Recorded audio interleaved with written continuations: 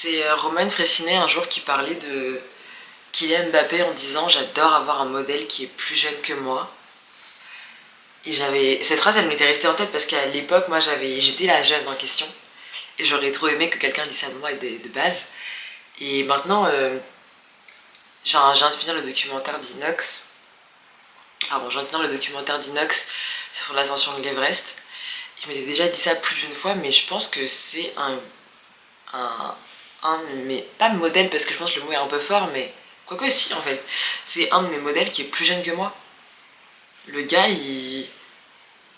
dans sa détermination, dans plein de choses, il y a plein de choses que j'aurais fait différemment dans le montage, dans machin et tout, mais juste il l'a fait, et le documentaire il lui ressemble de fou, et je sais pas, c'est une question de garder sa vision, d'aller plus loin, de se dépasser, etc., que je trouve trop forte. Et, euh, et j'en profite parce qu'il a aussi une réflexion à la fin de son documentaire sur le rapport au téléphone, etc. Et moi, depuis que je suis à Berkeley, c'est une vraie question parce que quand je suis arrivée ici, comme je montais beaucoup de vidéos, en fait, je passais beaucoup plus de temps à créer du contenu qu'à en consommer. Et maintenant, là, comme je montais un peu moins, c'est un peu équilibré. Et là, j'essaye de repartir dans ce côté où je produis plus de contenu que je m'en consomme.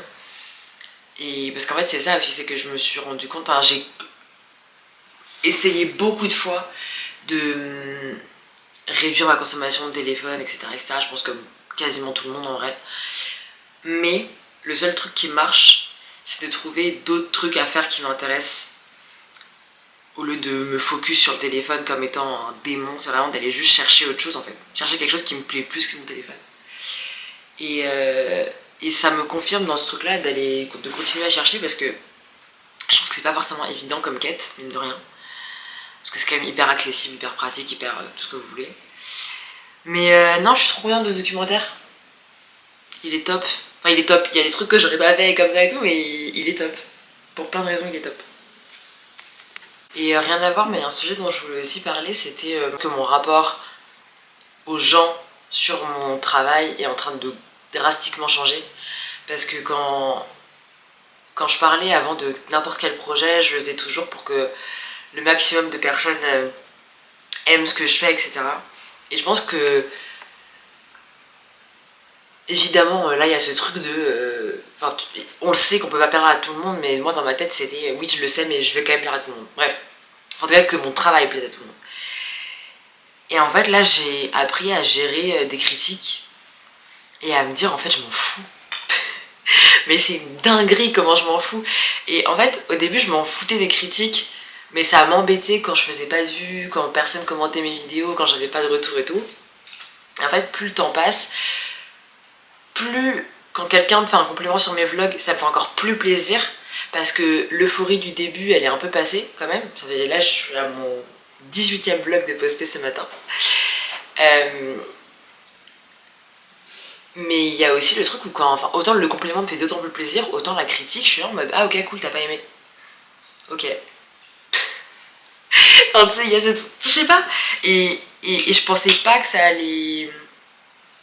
Autant, en fait, je pensais pas que les critiques allaient me toucher autant dans les premiers jours.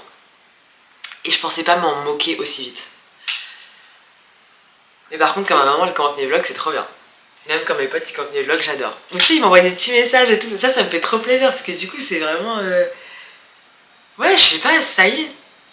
C'est des personnes qui se marrent ou alors qui aiment bien suivre ma vie, c'est cool, genre. C'est stylé en vrai.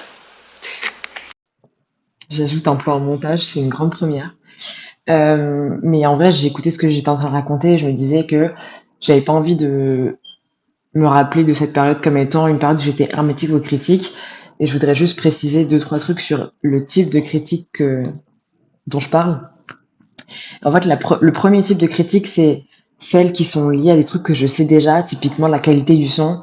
Pour l'instant, j'ai pas l'argent pour mettre 400 euros dans un micro, donc je fais avec et j'essaye au fur et à mesure de me former vis-à-vis de comment je pourrais l'améliorer, mais c'est juste pour l'instant assez dur pour moi, quoi. Donc ça, je le sais déjà et du coup, c'est pas que je m'en fous, mais c'est que enfin, je peux pas la prendre en compte plus que mon avis personnel, quoi. Et le deuxième truc, le deuxième type de critique que j'ai le plus souvent, même s'il n'y en a pas 1000, hein, mais juste voilà, celle dont je parle en tout cas, c'est des critiques qui vont un peu à l'encontre de ma démarche, notamment pour la musique, parce que c'est l'exemple qu'on prenait le plus au début. Euh, et en fait, ça va complètement à l'encontre de ma démarche, et qu'il y a plein de trucs dont j'ai conscience, de techniques de montage pur et dur, mais j'ai choisi de d'aller un peu à l'encontre de cette rétention d'audience, de dynamisme à tout prix, etc. Parce que j'estime que, enfin, je trouve pas ça sain, en fait. Je trouve que le rapport que beaucoup de personnes ont au contenu, de toujours avoir un truc hyper stimulant, hyper, voilà. Moi, j'ai pas envie de contribuer à ça. Donc, je préfère faire le choix d'un contenu plus simple. Et de fait, bah, ces critiques-là qui vont dans le sens du divertissement, entre guillemets, à tout prix, moi, elles me vont pas. Donc, c'est pour ça que je m'en fous, en fait. Mais si un jour on pointe un point de mon contenu que j'avais pas remarqué et qui